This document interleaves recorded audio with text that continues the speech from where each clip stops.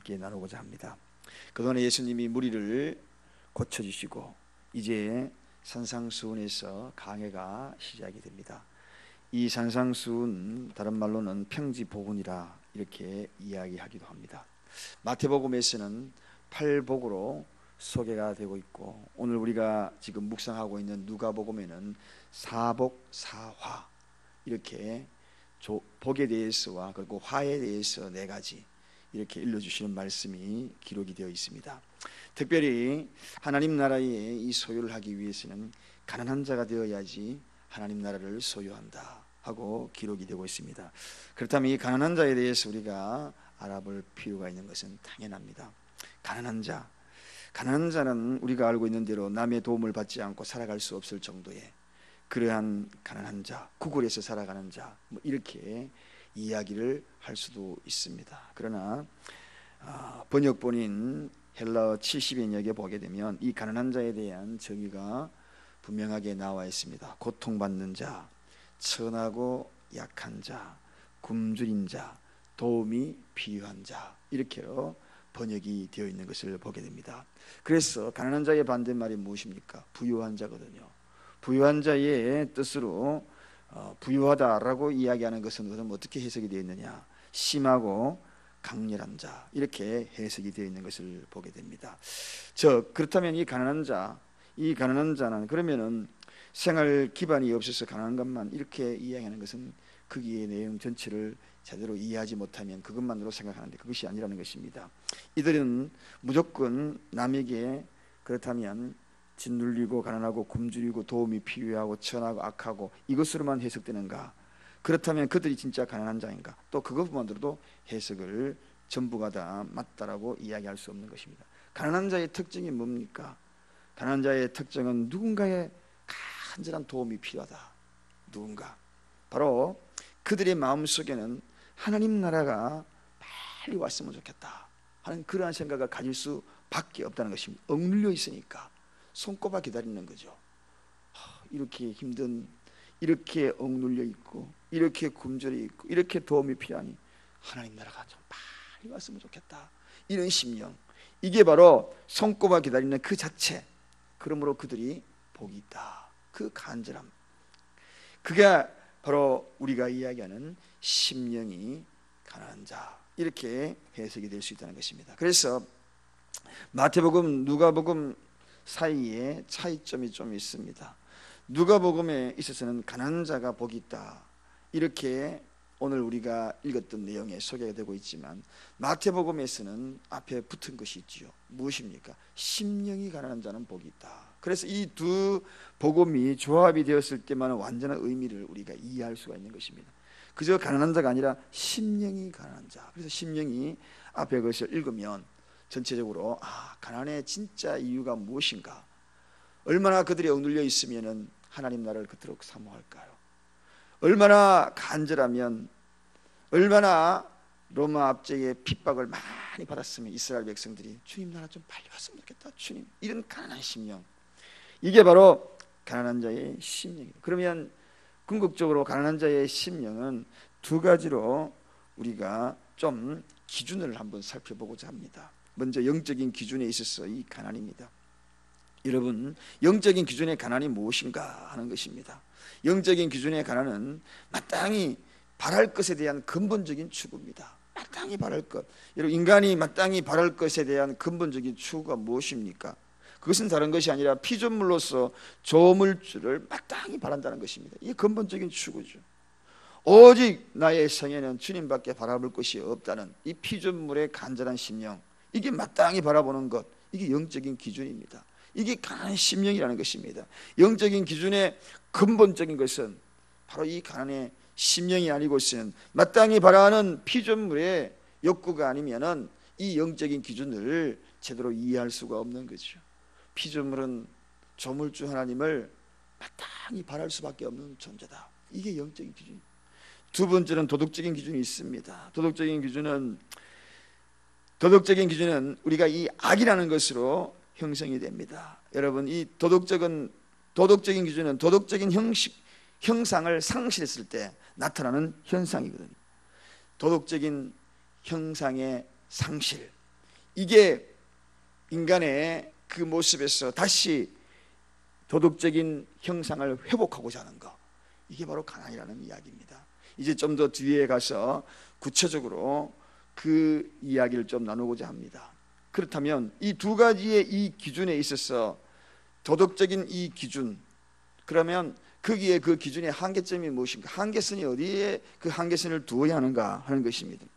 여러분, 우리의 인간은 피조물입니다. 그래서 하나님이 말씀으로 이 땅을 창조하셨습니다. 그 창조에 대한 그 모든 일들은 이제 우리가 은행적인 창조임을 알게 될 때에 우리가 그 은행으로 어떻게 그 기준과 그리고 그 한계선을 살아가느냐에 대한 심각한 생각을 해보지 않을 수가 없습니다. 그래서 인간에게 주어진 것이 뭡니까? 자유의지라는 겁니다. 자유의지를 우리 인간에게 주어진 거예요. 그래서 자유의지로 말하고 행동하는 것, 여기에 기준이 있다는 겁니다. 여기에 한계선이 있다는 것입니다. 하나님의 말씀으로 창조하듯 천국을 소유하기 위하여서 도덕적인 기준에 우리가 생각하면 먼저 생각해 봐야 될 이 중요한 사항, 영적인 기준에 있어서는 당연히 하나의 기준이 분명히 서는 것이지만 이 도덕적인 기준을 판단을 두고 어디에 어떤 기준을 두어야 되는가, 거기에 한계선이 어디까지인가 하는 것입니다. 그래서 이 가난에 대해서 마태는 심령이라는 것을 하나 더 첨부하게 된 겁니다. 이게 바로 도덕적인 기준, 이 뒤에 제가 상세하게 성경에 나와 있는 도덕적인 기준을 더 말씀을 드리겠습니다. 또 하나의 선의 한계선의 기준이 있습니다. 선, 이성과 지성으로부터 표출되는 이 행동도 기준이 있다는 것입니다. 바로 이 한계선이 있다는 것입니다. 하나님 나라를 소유하기 위해서 영적인 기준은 분명하지만 도덕적인 기준에 이 한계가 있다는 것입니다. 이 한계를 생각하지 못하고 자유의지를 마음대로 활용하는 것은 오늘 성경에서 이야기하는 바로 그 선에 대한 그 기준을 뛰어넘게 된다. 그래서 이 기준의 한계선, 거기에 대해서 오늘 좀 말씀을 드리려고 합니다. 그래서 주님은 말씀하시기를 사람을 외모로 취하지 아니하고 중심으로 취한다. 그 중심의 한계선이 어디 있냐는 것입니다. 중심의 한계선, 바로 주님께서 지적하신 이 악이라는 것이 무엇인가? 그 악이 뭔가? 오늘 이 악한 생각은 항상 행동으로 표출되게 되어 있습니다. 그래서 심령이 가난하지 못한 자의 특징적으로 나타나는 이 악이 무엇인가? 그 악에 대해서 성경에 쭉 이런 자들은 결코 하늘나라를 소유하지 못한다 하고 기록된 내용들을 근거로 하여서 말씀을 드리려고 합니다. 악의 생각, 하나님의 영적인 기준에 대해서 분명한 사람은 이 악에 대한 기준도 분명해 그을 수밖에 없다. 우리가 믿음으로 구원을 받는다라고 이야기합니다. 맞습니다. 믿음으로 구원을 받는 이 영적인 기준에 들어가는 사람은 이 자유의지를 통하여서 악의 기준도 반드시 세우게 되어 있다는 것입니다. 그 악의 기준이 무엇인가 하는 것입니다. 그것은 성경에도 쭉 나열되어 있는 내용입니다. 먼저 음란과 간음과 음탕이라, 이런 자들은 결코 라고 성경에 기록이 되어 있습니다. 그래서 주님은 이 세대를 향하여서 악하고 음란한 세대다, 이 세대를 규정하시고 책망하는 모습을 보게 됩니다. 이 음란에 대해서는 두 가지 말씀이 있습니다. 첫째는 하나님을 믿지 않고 이방신을 믿는 것을 영적인 음란이다, 그렇게 기준한 것과, 둘째는 이성간의 음란을 이야기합니다. 이 두 가지 음란은 자신의 몸과 영을 파괴시키는 것이기 때문에, 그래서 여기에 첫 번째 언급한 것이 바로 이 음란과 간음과 음탕이라, 이 기준, 이게 바로 한계선이라는 것입니다. 이게 자유의지를 둘 때에 주님을 영적으로 모신 자들이 선을 그어야 될 바로 그 선이다. 두 번째 무엇인가? 도둑질, 탐욕, 속이는 것, 여기에서 기준을 삼고 있습니다. 도둑질이 뭡니까? 탐욕이 무엇입니까? 남의 물건을 훔치는 것. 그 다음에 둘째, 물건만 훔치느냐? 그게 아니고 마음을 훔치는 자들, 마찬가지입니다. 이 모든 소유권입니다. 이 소유권에 대해서 훔치는 자들, 이 기준, 한계선, 이게 성경에서 이야기하는 기준입니다. 이건 제가 이야기하는 것이 아니라 이런 자들은 결코라고 주님이 말씀했기 때문에, 영적인 기준이 분명한 사람들은 이런 기준의 한계선을 자유의지를 통하여 통제할 수 있다는 것이, 그러므로 우리는 잘 알아야 하는 것입니다. 우리가 하나님을 믿으면 이런 믿음의 한계선에 대한 무엇인가를 명확하게 깨닫게 된다는 것입니다. 그래서 그 기준의 선을 긋고 되고 생각한다는 것이죠. 그 다음에 살인과 악독이라고 소개하고 있습니다. 살인과 악독이 무엇입니까? 첫째, 직접적인 살인이 있고, 둘째는 간접적인 살인이 있습니다. 직접적이든 간접적이든 이 살인이 원인은 어디서 오는가? 사단의 하수인의 행동이라는 것입니다. 그러므로 창조하신 하나님을 죽이는 것, 그리고 그것은 결코 사단이 원하는 바이거든요. 그래서 사단이 원하는 그 바에 대해서 속지 말라는 것입니다. 그 다음에 또 하나 있습니다. 홀기는 눈과 회방이다, 그렇게 이야기하고 있습니다. 홀기는 눈이다. 사랑이 없는 사람에게 찾을 수 없는 거죠. 그게 홀기는 눈입니다. 시기입니다. 회방하는 겁니다. 그 다음에 교만과 광패라고 성경에 소개하고 있습니다. 말세의 징조에 극히 이것이 극도로 난무하게 될 것입니다. 고개를 숙일 줄 모르고 죽정이 같은 사람이 스스로 자기의 그 위치를 망각하여 하나님의 권위를 스스로 자기가 가지고자 하는 이런 모든 일들, 교만이, 내가 대적하겠다. 성경에서 주님이 그렇게 말씀하셨거든요. 이게 바로 하나님에 대한 교만이라는 이야기입니다.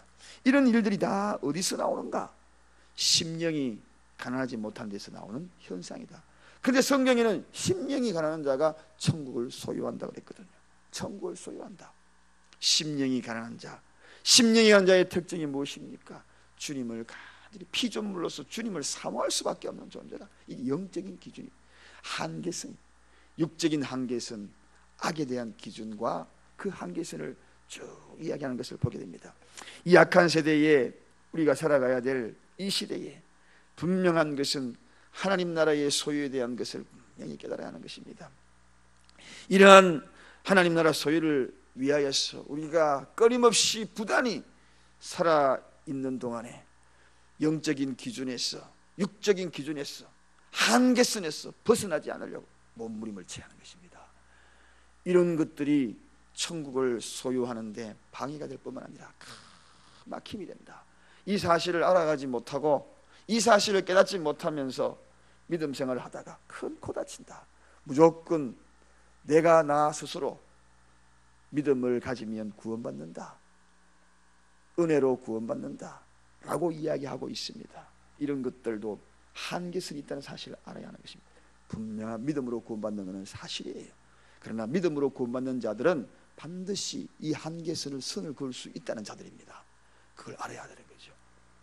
그래서 믿음으로 구원받는 자의 선의 한계는 항상 따라온다. 그래서 끊임없는 이런 부분들, 아까 소개했던 음란과 간음, 음탕, 도둑질, 탐욕, 속임, 그리고 살인과 악독, 그리고 교만과 광패, 홀기는 눈, 회방, 이런 것들이 나가 있다고 빨리 청산해야 돼. 매일매일 청산해야 돼. 이런 생각이 영적인 기준에서 완전히 퇴색되어 버려, 씻어져 버려, 보혈을 넣어서 씻어버려.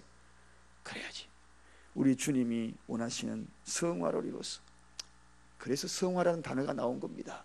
성화가 여기서 영화의 단계, 주님을 맞이하게 될 줄로 믿습니다. 기도하겠습니다. 하나님 아버지, 심령이 가난한